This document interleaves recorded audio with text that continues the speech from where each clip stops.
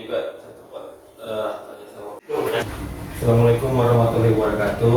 Waalaikumsalam warahmatullahi wabarakatuh. Selamat sore, selamat sejahtera kita semua. Izin Pak Camat, Bapak semuanya, Pak Roy, kasih pemerintah, Pak Nandang, kasih Kestra, Pak Figur, sebut Kepegawaian, Pak Firdaus, dan Pak Akbar, rekan semuanya. Izin pada sore hari ini saya ingin menyampaikan hasil dari diklat yang diikuti kemarin tanggal 12 sampai tanggal 19 September di BPSDN PKP Ciracas Jakarta Timur. Diklat yang saya ikuti ini terkait dengan manajemen perencanaan pembangunan daerah. Dasar hukum perencanaan pembangunan daerah ada beberapa undang-undang nomor 17 tahun 2003 sampai dengan Permendagri nomor 86 tahun 2017 khususnya untuk perencanaan di pembangunan daerah juga menggunakan Permendagri. Berdasarkan PP nomor 8 tahun 2008, perencanaan adalah suatu proses untuk menentukan tindakan masa depan yang tepat melalui urutan pilihan yang tepat dengan memperhitungkan sumber daya yang tersedia. Ini definisi pembangunan daerah menurut PP nomor 8 dan Permendagri nomor 86. Untuk Permendagri nomor 86 ini lebih relevan terkait dengan perencanaan pembangunan di daerah, di provinsi dan kota di kabupaten di Indonesia. Kemudian ini juga definisi perencanaan pembangunan daerah berdasarkan PP nomor 8 tahun 2008 dan Permendagri nomor 86 tahun 2017. Ada beberapa pendekatan dalam proses perencanaan, yaitu pendekatan teknokratis, pendekatan partisipatif, pendekatan bottom up, dan pendekatan politis. Nah, kronologis perencanaan. Jadi seperti yang sudah dijalankan juga di Pemprov DKI Jakarta, proses dari awal adalah terkait dengan input. Input ini biasanya kita lakukan di awal tahun. Kemudian ada kegiatan yang disusun, misalkan kayak kita di kecamatan. Kemudian keluaran produk apa yang dihasilkan dalam penyusunan kegiatan tersebut, misalkan untuk kegiatan musembang misalkan. Nah, tentunya tanda keluarannya adalah laporan hasil musembang kecamatan.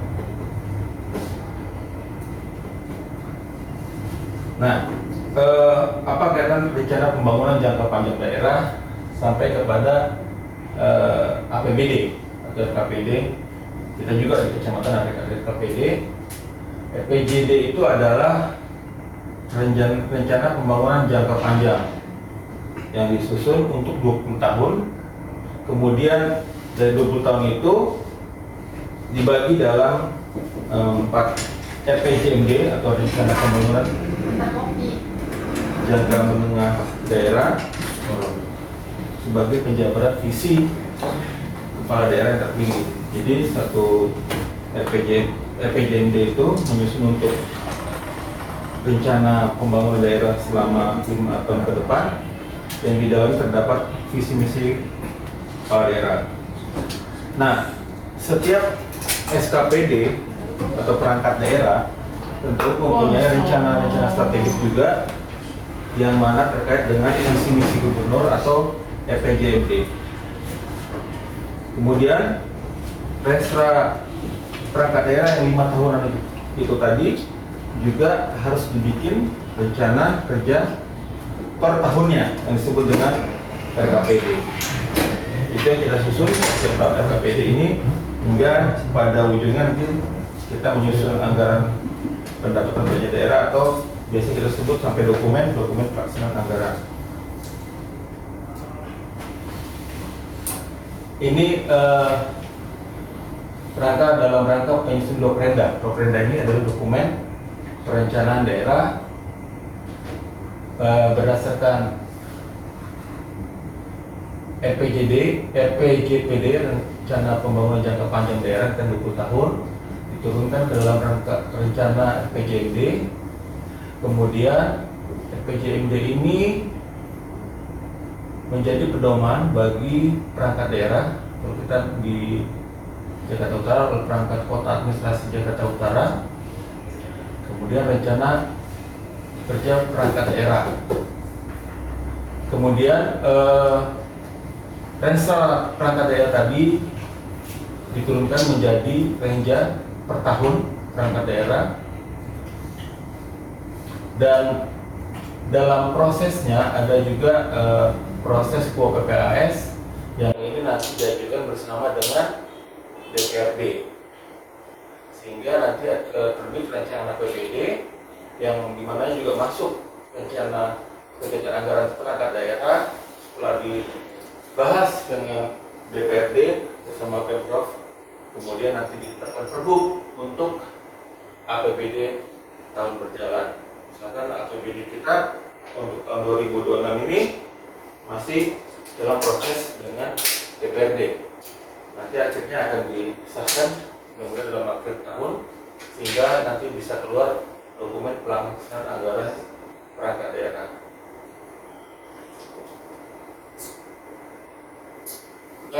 Renstra, rencana strategis perangkat daerah, definisi dalam Permendagri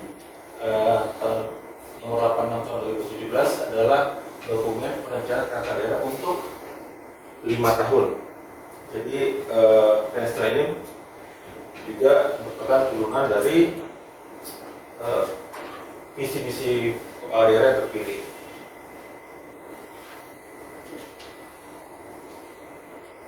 Termasuk di dalamnya ada beberapa hal terkait, ini urusan pemerintahan berdasarkan Undang-Undang 23, kemudian standar pelayanan minimal, kemudian tentunya kita punya Pergub tentang SOTK, di kota, di kecamatan, kelurahan ada Pergub operasional yang tupoksinya apa saja, itu dikaitkan, kemudian isu-isu strategis yang berkembang di masyarakat. Keempat hal ini menjadi bahan untuk penyusunan rancangan Renstra. Untuk ini, jadi untuk RPJMD yang tadi akan disusun untuk 5 tahun ke depan, di sini terdiri dari berbagai masukan, tadi visi misi gubernur, kemudian rencana jangka panjang daerah, termasuk rencana tata ruang, tata wilayah, isu strategis, kemudian evaluasi RPJMD. Evaluasi RPJMD adalah apa rencana-rencana yang belum terwujud di tahun sebelumnya. Ini menjadi masukan untuk dievaluasi dalam RPJMD tahun mendatang. Kemudian tentunya kita tidak lepas dari rencana pembangunan jangka panjang nasional RPJM dan RPJPN, tentunya dengan isu-isu strategis di tingkat nasional.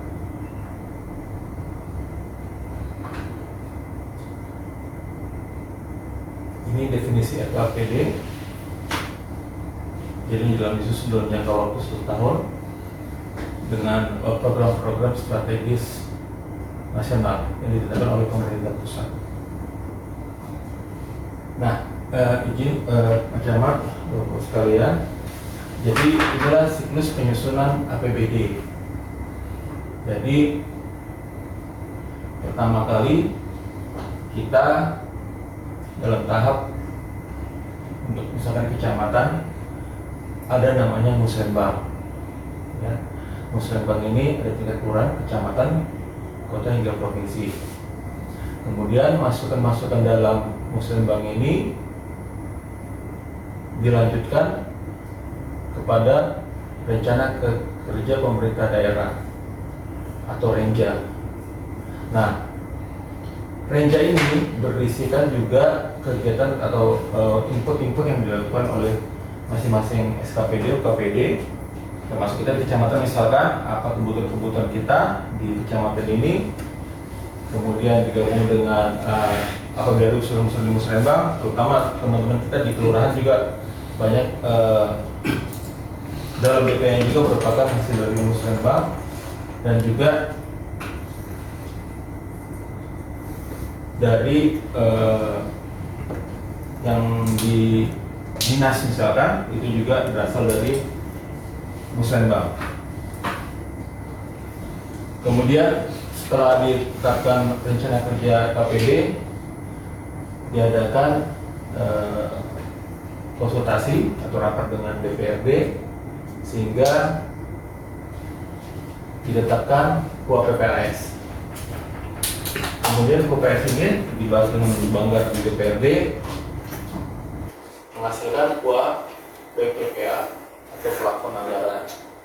Setelah ditetapkan KUA PPA, ditetapkan kemudian dengan RKA, rencana kerja anggaran. Nah, untuk kita saat ini di kira-kira kita sudah sampai pada tahap itu di RKA, SKPD. Kemudian pada bulan ini, September ini, kemudian dibahas kembali ke DPRD untuk membahas rancangan anggaran APBD. Setelah DPRD dibahas dan ditetapkan pada bulan November nanti, lanjut nanti akan disusun dalam Praperda. Setelah Praperdanya disahkan, kemudian menjadi bahan untuk diajukan ke Kemendagri untuk ditetapkan menjadi APBD. Kira-kira seperti ini siklus kita untuk APBD. Termasuk juga tadi yang Musrembang itu nanti akan disampaikan juga ke dalam di anggaran pada rapat PPLS, misalkan anggaran untuk pembuatan jalan di kelurahan itu diajukan ke Bina Marga, saluran air irigasi dan seterusnya.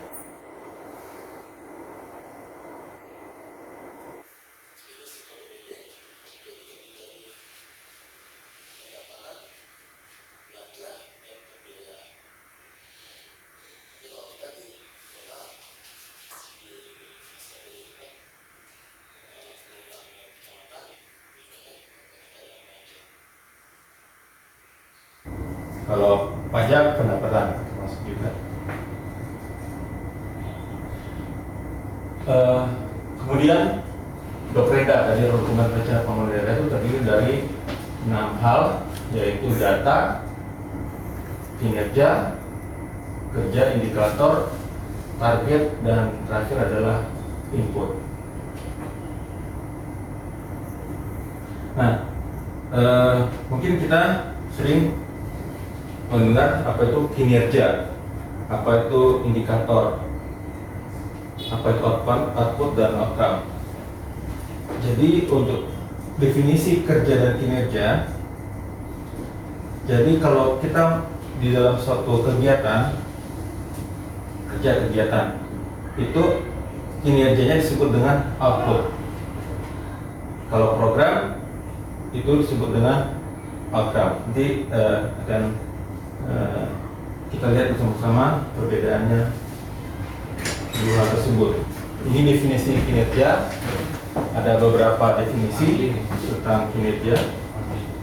Kemudian indikator, ada beberapa definisi dari beberapa ahli pakar. Namun untuk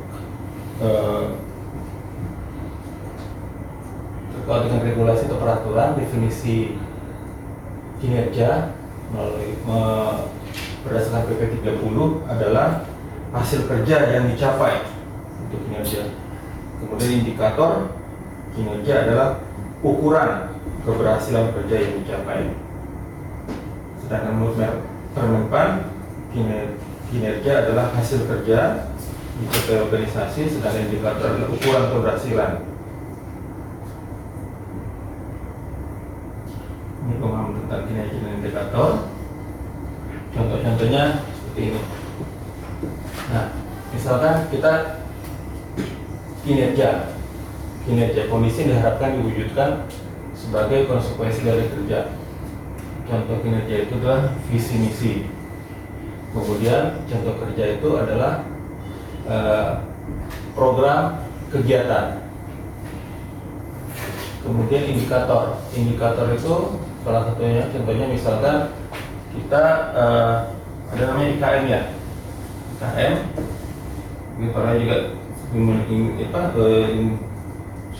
indeks survei kepuasan masyarakat itu juga adalah salah satu alat ukur kinerja sebagai indikator indeks pembangunan manusia dan rasio ini juga. Kemudian target itu adalah besaran tingkat kinerja yang diharapkan untuk dicapai. Misalkan PU itu targetnya misalkan setahun ini pengaspalan banyak 5 km jalan, atau sudin perumahan atau unit perumahan membangun 2 rusun, itu disebut dengan target. Nah, ini contohnya saya ambil dari kegiatan kita di kecamatan mengenai program dan kegiatan. Nah, kalau disebut dengan program pengelolaan kecamatan, outcome-nya adalah terwujudnya penyelenggaraan pemerintahan dan pelayanan publik yang optimal. Itu adalah outcome. Sedangkan untuk kegiatan, hasil yang dihasilkan dari kegiatan itu disebut dengan output. Jadi kegiatan misalkan musrembang, koordinasi penyelenggaraan kegiatan pemerintahan tingkat kecamatan, outputnya adalah terlaksananya koordinasi sinergi perencanaan dan pelaksanaan kegiatan pemerintah dengan perangkat daerah dan instansi vertikal. Tahapan perencanaan berkinerja adalah sebagai berikut. Pertama, kita menetapkan outcomes dan outputnya tadi. Kemudian menyusun program kegiatan, menetapkan ukuran kinerja atau indikator, dan menetapkan target. Nah, untuk terkait dengan indikator, biasanya kita sudah ditetapkan oleh Bapeda. Jadi kita sudah di given, tinggal kita nanti mengisi targetnya. Misalkan kita pengadaan pemeliharaan peralatan kantor berapa unit, nah itu namanya targetnya. Sedangkan indikatornya sudah ditentukan.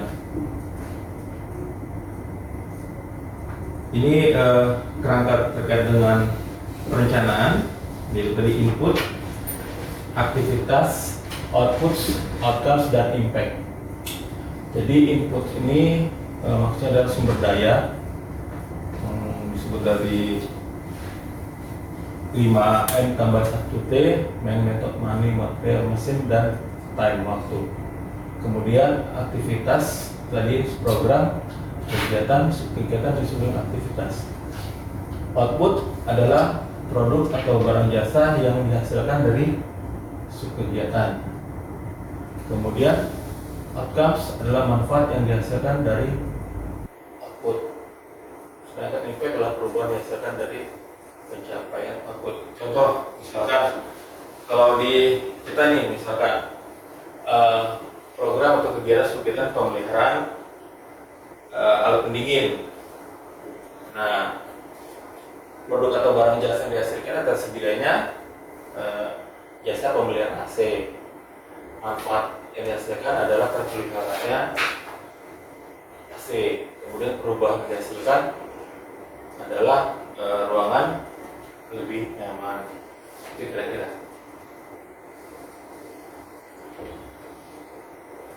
Saya mengambil contoh satu ini terkait dengan program pengelolaan kecamatan dengan kegiatan koordinasi penyelenggaraan kegiatan pemerintahan, kegiatan koordinasi sinergi perencanaan dan pelaksanaan kegiatan pemerintahan dengan perangkat daerah dan instansi vertikal atau biasa disebut dengan kegiatan musrembang kecamatan. Output yang dihasilkan adalah pelaksananya koordinasi sinergi perencanaan pelaksanaan kegiatan atau pelaksananya musrembang. Kemudian outcomes-nya adalah terwujudnya penyelenggaraan pemerintahan dan pelayanan publik yang optimal. Outcomes ini adalah bagian dari Renstra yang disusun di tingkat kota. Kemudian impact-nya terwujudnya pemerataan hasil pembangunan yang menyejahterakan warga. Jadi izin pertama Bapak sekalian, untuk outcomes dan impact ini kalau kita merupakan turunan atau scaling dari tingkat kota. Jadi outcomes dan impact-nya juga berdasarkan Renstra perangkat daerah. Jadi ini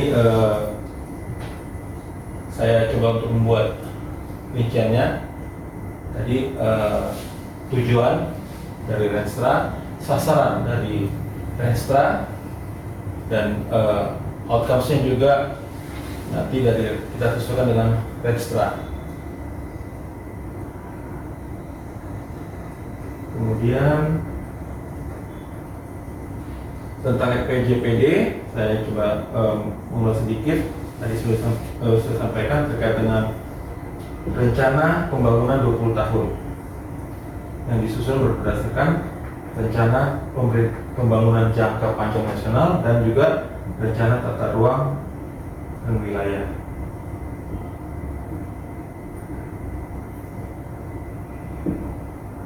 Dulu Undang-Undang Nomor 25 visi misi gubernur itu dimasukkan dan ditetapkan paling lambat 3 bulan sejak dilantik.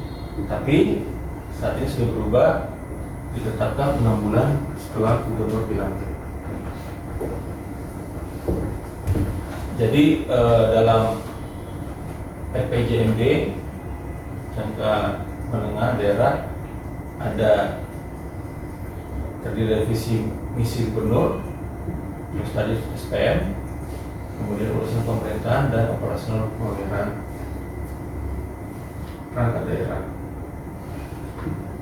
Kemudian izin Bapak sekalian, saya ingin menyampaikan bahan yang disampaikan tadi tentang teori perencanaan pembangunan daerah.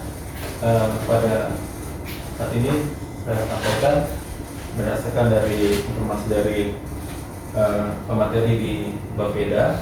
Ini merupakan arsitektur perencanaan pembangunan Jakarta. Nah, jadi tahun ini 2025 kita sudah mempunyai rencana jangka panjang daerah yang disusun sampai pada tahun 2045. Dasar-dasar penyusunannya adalah sebagai berikut: Undang-Undang Nomor 2 Permendagri 86, Permendagri Nomor 2 2005 dan Pergub 204 tahun 2024. Kemudian ini tadi susunannya. Jadi RKPD disusun setiap 1 tahun, FPJMD tadi disusun setiap 5 tahun, dan FPJPD disusun setiap 20 tahun. Tadi visi kepala daerah juga masuk dalam FPJMD.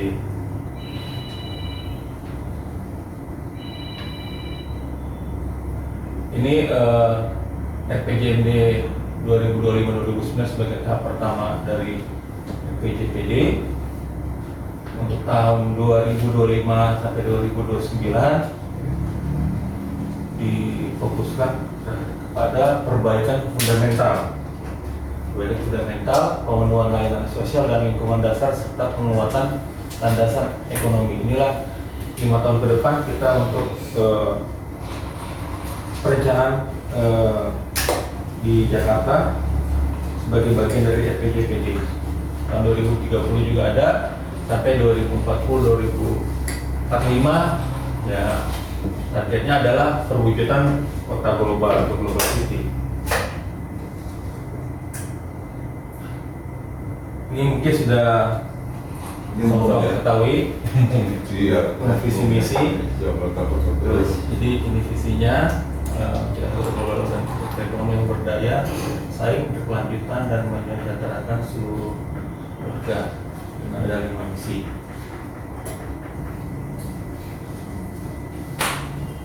Nah, ini tujuan dan sasaran FPJMD kita. Ada 5. Kemudian dalam menyusun tadi RPJMD juga setiap daerah harus melihat juga dengan visi misi dari nasional atau prioritas nasional. Di saat ini adalah program masa kita Bapak Presiden, kemudian dari isu strategis yang ada di DKI, kemudian disusun misi RPJMD-nya. Dari misi RPJMD ini 1 sampai 5 ditetapkan 10 program kerja prioritas. Ini adalah rekomendasi atau program prioritas. Mungkin kita juga teman-teman sudah mengetahuinya. Ini misinya terkait dengan Jakarta Belajar, Jakarta Bugar, Jakarta Berolahraga. Ini target-target yang diharapkan. Misalkan indeks modal manusia diharapkan saat ini 0,62 menjadi 0,7. Terus indeks pembangunan kebudayaan saat ini masih 55,96, diharapkan bisa mencapai naik hingga 60,48%. Ini misi kedua. Misi kedua ini contohnya tadi laju pertumbuhan ekonomi saat ini 4,9 di Jakarta, diharapkan bisa meningkat sampai 7,7, antara 5,8 sampai 7,7. Kemudian misi ketiga ini manajemen kota modern. Kemudian misi keempat mewujudkan ruang kota yang menarik huni. Sini ada tadi indeks kualitas lingkungan hidup misalkan. Kemudian misi kelima mewujudkan konektivitas dan sinergi kegiatan ekonomi, sosial dan budaya. Tahapan yang dicapai, tahapan yang akan dilaksanakan hingga 2030 adalah demikian: penguatan infrastruktur di 2026, kemudian sampai tahun 2030 adalah Jakarta menjadi transformasi global city yang sejahtera dan berkelanjutan. Kembali kepada tadi rencana dokumen perencanaan, hubungan antara RPJPD hingga rencana kerja perangkat daerah. Jadi RPJPD turun ke RPJMD, kemudian masing-masing perangkat daerah nanti memiliki target dan tujuan.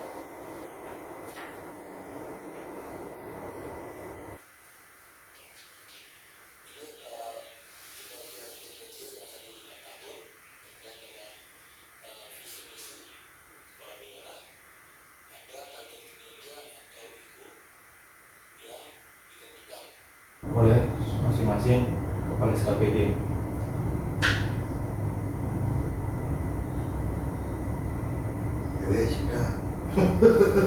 Ini kalau untuk penyusunan renstra Pak, tapi mohon izin mungkin kalau kita sudah sampai ke sini Pak, ke penyusunan renstra itu aja mungkin ancaman kepada semuanya.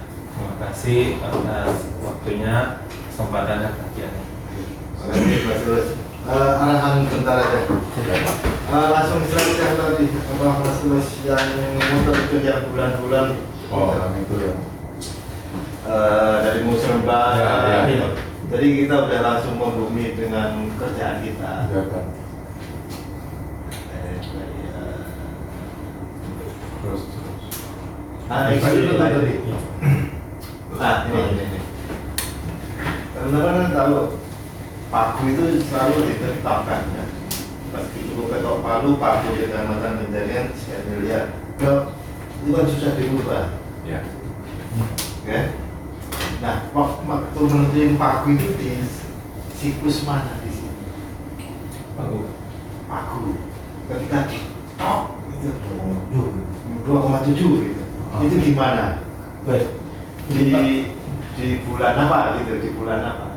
di bulan mana? Baik. Jadi di ini Pak, di sampai akhir Juni ini Pak. Akhir Juni. Iya, begini ya. 2026 ketoknya udah diketok Juni kemarin. Juni. Tapi sebenarnya itu kan belum istilahnya belum 100% udah itu gitu Pak. Cuma ya kalau bahasanya jangan jauh-jauh dari angka yang sudah Dikasih. ya. Itu biasanya itu kan bahasa dari Bapeda. Ya. Ya, kita harus bandel. Ya. Kalau di dalam usulkan harus bandel. Kalau pun dicoret silakan dicoret. Gitu. Biar cool. Kan gini teman-teman semua, kadang saya itu kan kebingungan. Maksudnya gimana Pak, misalnya Mas itu makan minum akademik kurang. Iya. Nah, itu di level apa inputnya gitu? Oh, itu Pak antara bulan Februari sampai bulan Juni. Berarti 2026 udah nggak bisa dirubah. Kalau 2020 udah enggak Pak? Udah nggak bisa dirubah. Udah. Paling nanti nunggu perubahan. Perubahan. Kalau mau di apa? Geser Ya. perubahan di tengah ya, geser tengah tahun ya. Kalau kayak kemarin kita kan perubahan di bulan Oktober. bukan bulan Agustus Pak. Agustus ya, kemarin ya yang geser rumah bisa antar rumah ya. Iya. Jadi teman-teman kita harus bantu urun saran di perencanaan kita. Iya. Pengurus barang bisa sih semua bikin penggalan kerja kebutuhan pemeliharaan berdasarkan data kita. Masih ada berapa? Masih ada berapa?